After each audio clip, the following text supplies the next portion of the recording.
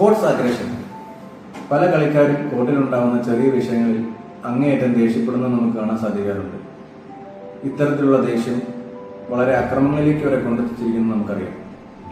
അതുപോലെ ഒരു മത്സരത്തിന്റെ ഗതി മാറ്റുന്നതിന് തന്നെ ഇതുപോലുള്ള സ്പോർട്സ് അഗ്രഷന് പ്രധാന പങ്കുണ്ട്. അതുപോലെ വിജയിച്ചു നിൽക്കുന്ന ഒരു ടീമിനെ പരാജയത്തിലേക്ക് എത്തിക്കാനും ഈ സ്പോർട്സ് അഗ്രഷൻ കാരണമാകുന്നു. എന്നാൽ ഇതെങ്ങനെ പ്രിവെന്റ് ചെയ്യാം, അല്ലെങ്കിൽ how to manage sports aggression? 4 tips for athletes. Practice positive self talk. ഇത്തരത്തിലുള്ള കളിക്കാർക്ക് ഒരു പോസിറ്റീവ് സെൽഫ് ടോക്ക് പ്രാക്ടീസ് ചെയ്യിപ്പിക്കുക, അതുപോലെ നല്ലൊരു മോട്ടിവേഷൻ അവർക്ക് കൊടുക്കുക.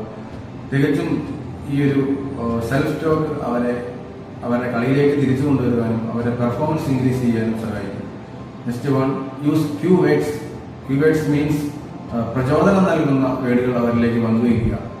Just do it, never give up പോലുള്ള വേർഡുകൾ യൂസ് ചെയ്യുക, അവരെ കളിയിലേക്ക് തിരിച്ചു കൊണ്ടുവരിക.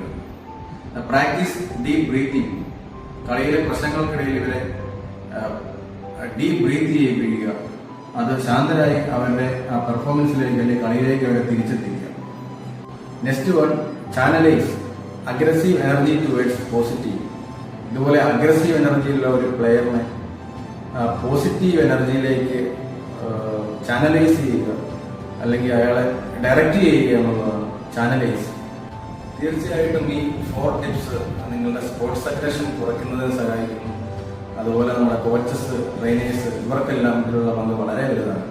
അവരെ ആ ഒരു ഈ ടിപ്സ് അല്ലെങ്കിൽ ടെക്നിക്സ് പ്രാക്ടീസ് ചെയ്യിപ്പിക്കുക, ഗെയിംസിൽ അത് അപ്ലൈ ചെയ്യിക്കുക, അടുത്ത ഗെയിമിലേക്ക് അവരെ പ്രിപ്പയർ ചെയ്യിപ്പിക്കുക എന്നുള്ളത് വളരെ വലുതാണ്. അപ്പോൾ these 4 tips easily managing your sports aggression.